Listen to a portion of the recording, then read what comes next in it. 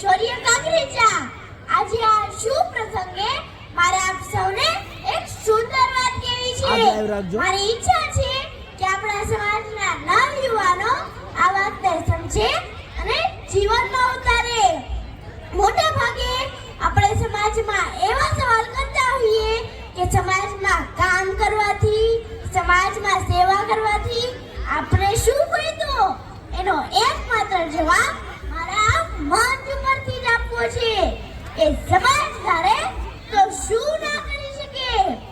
એક ઉદાહરણ મારે તમને આપવું છે કે સમાજની અંદર અનેક એવા છોકરાઓ હશે જેમને સમાજે પ્લેટફોર્મ આપી એક સામાન્ય વ્યક્તિમાંથી મહાન વ્યક્તિ બનાવી દીધા. આ મંચ પરથી જ વાત કરું તો એક છોકરો જે ₹50 માં મજૂરી કરવા જતો હતો, સવારથી સાંજ રેતી ચડાવે, ઈંટ ચડાવવાનું કામ કરે, એના બદલામાં 50 કે 100 રૂપિયા વળતર મળે.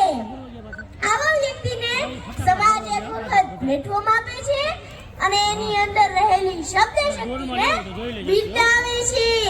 આજે 150 કરતા વધારે પણ એવોર્ડ પ્રાપ્ત કરી ચૂક્યા છે અને 300 કરતા વધારે સ્ટેજ ઉપર વક્તા અને એન્કર તરીકે કામ કરી ચૂક્યા છે.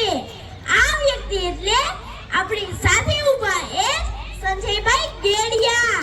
તો તાલીઓના ગડગડાટ સાથે તેમને બિરદાવીએ.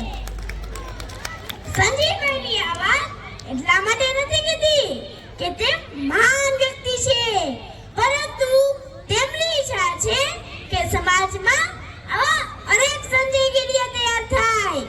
જરૂર છે સમાજના દીકરા અને દીકરીઓને યોગ્ય પ્લેટફોર્મ આપવાની, એક તક આપવાની જરૂર છે. આ પ્લેટફોર્મ સુધી દરેક યુવાને આવવાની. અહીં આપ સૌને કહેવું છે કે જેની પાસે પૈસા છે તે ધનથી, પૈસા નથી તે પરિશ્રમ કરી તનથી સમાજની સેવા કરે.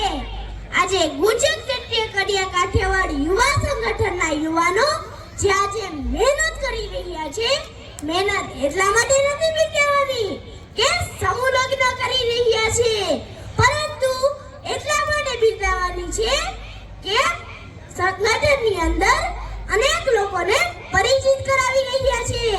આ દીકરીઓના લગ્નના માધ્યમથી સમાજ પરસ્પર નજીક આવે, એકાબીજાના સંપર્કમાં આવે, એકાબીજાને ઓળખે, જેનાથી સમાજના અનેક પ્રશ્નોનું નિરાકરણ થાય. ભેગા થશે તો ધંધામાં, સગાઈ સગપણમાં અને સ્નેહમાં જ્યાં પણ આપણે અટવાયા હશું ત્યાં સમાધાન લાવી શકીશું. તો મારે એક નાના દીકરા તરીકે આપ સૌને પ્રાર્થના કરવી છે કે સમાજના કોઈ પણ કામમાં હાકલ પડે ત્યારે દરેક યુવાને આગળ આવવું જોઈએ. તો શું ખબર, આ સ્ટેજ ઉપર હું નાનો વ્યક્તિ થઈને બોલું છું અને આપનો સાથ અને સહકાર રહેશે તો હું પણ સંજયભાઈ જેવો જ વક્તા બની શકીશ.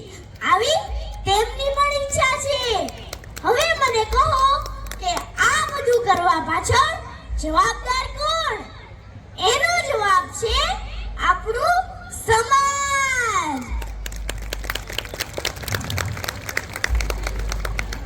મોઢે મોટી વાત કરી છે. આ વાત કરવામાં કદાચ હું ઘણો નાનો પડું, પણ તેમ છતાં મારા અંતરની ભાવના છે કે સમાજનું કોઈ પણ કામ હોય ત્યારે દરેક યુવાને નિસ્વાર્થ ભાવે જોડાવવું જોઈએ.